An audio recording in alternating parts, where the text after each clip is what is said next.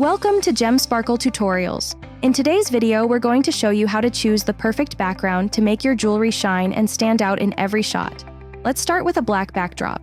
If you want to make your jewelry really stand out and create a bold, dramatic effect, this is the way to go.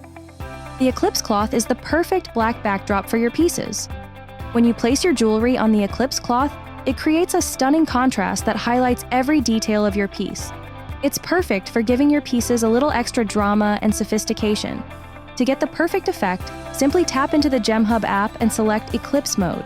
This will give you that gorgeous contrast that really emphasizes the beauty of your jewelry. Now let's talk about the white backdrop. This one's all about clarity and elegance. The white cloth is your go-to choice if you want to brighten up your shots and add a crisp, clean look. The bright white backdrop enhances the clarity of your jewelry, making it look fresh and radiant in every shot.